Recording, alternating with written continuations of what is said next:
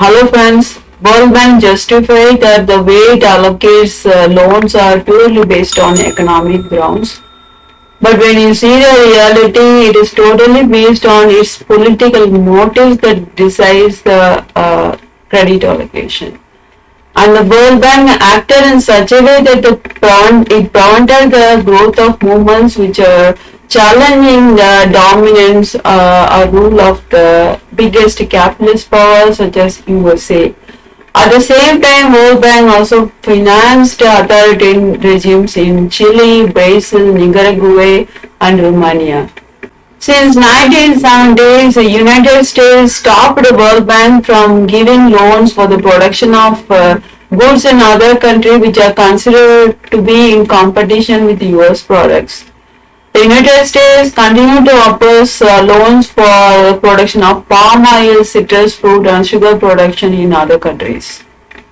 In 1987, the United States drastically reduced World Bank loans to steel industry in India and Pakistan. It also blocked the World Bank lending to steel producers in Brazil, Mexico, and China, and it's also blocked loans to copper producers in Chile.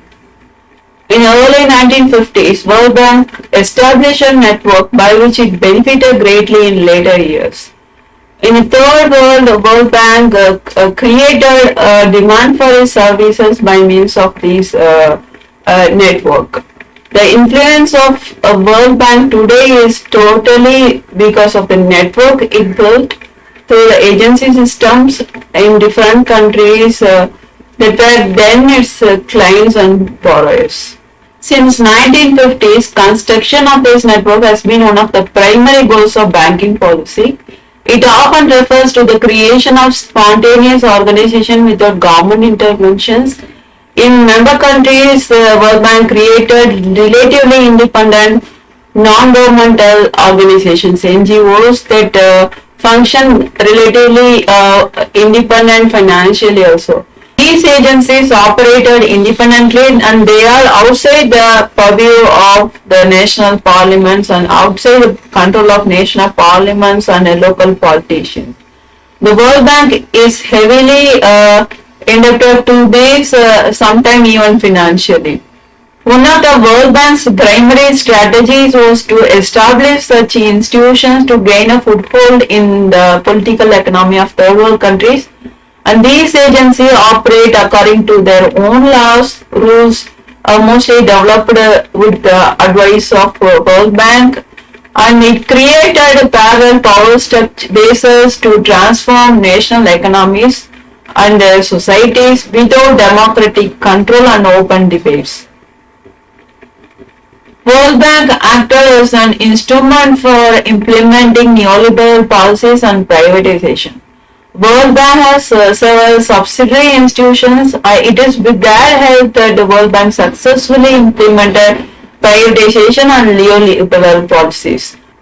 For example, the World Bank will provide loans only on the condition that the country's water and sanitation services are privatized. As a result, the public sector companies are sold to private consortium in which the International Finance Corporation, which is a subsidiary of World Bank, is a major stakeholder. Following all World Bank's subsidiary institutions, first one is International Finance Corporation (IFC), and second is Multilateral Investment Guarantee Agency (MIGA), and third one is International Center for Settlement of Investment Disputes (ICSID). All these agencies are integrated into a tight network. World Bank support implementation and financing of privatization. IFC, one of its subsidiaries, facilitate investment in the private enterprises. Financial guarantee for the company will be provided by Multilateral Investment Guarantee Agency (MIGA), which is a subsidiary or agency of World Bank. The International Center for Settlement of Investment Disputes facilitates settlement of disputes between companies. Through this framework, privatization was carried out in El Alto, Bolivia in 2004-5. So we have reached a position where World Bank and its groups control all over the world in all aspects and all levels of political economy. Say for example, World Bank lends to a country's government based on the condition that it privatizes its water supply, and the public company is sold to a private consortium whose major partner is International Finance Corporation, which is a subsidiary or agency of the World Bank.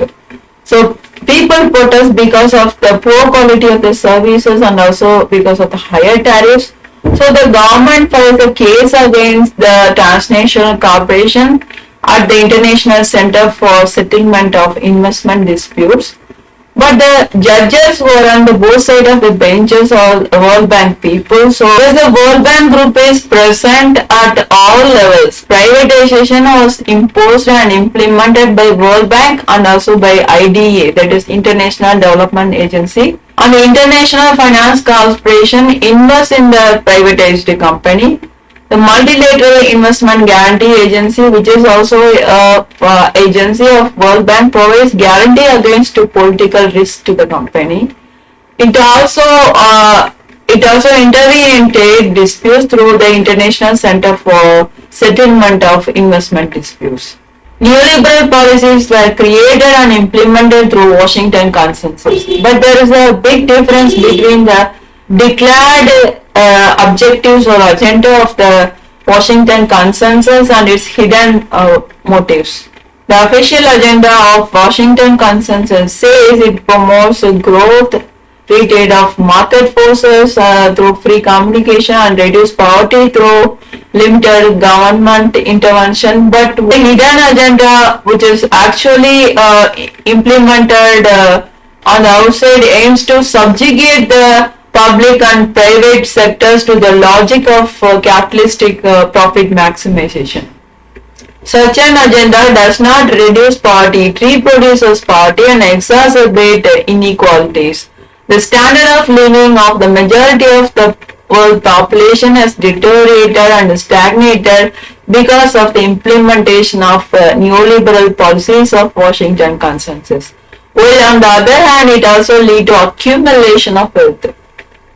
In the first 17 years of its operation, the World Bank never lent any project like construction of school or health unit or drainage system or for drinking water scheme. Not a single school was given a loan by World Bank until 1962. As far as its credit policy is concerned, the World Bank has not done anything for social reforms like redistribution of wealth, giving land to landless persons, which is totally in contravention to its Article 4 of its constitution.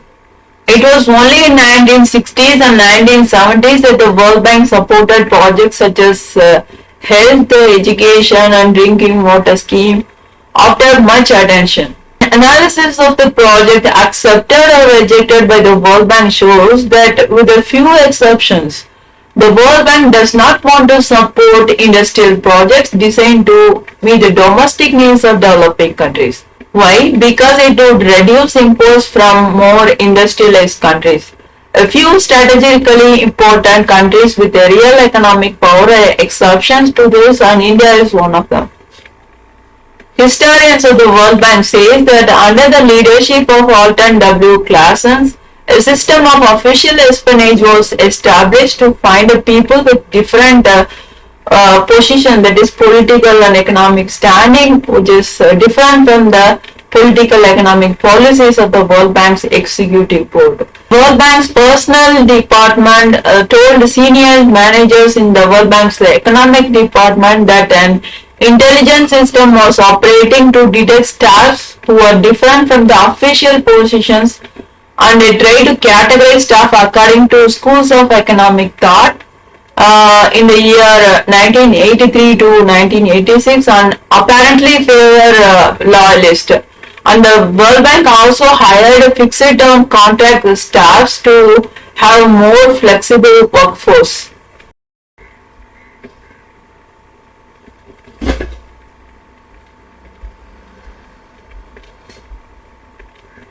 During Anna Krieger's tenure as World Bank's vice president and chief economist, 29 of the 37 management level researchers in the research department left between 1983 and 1986.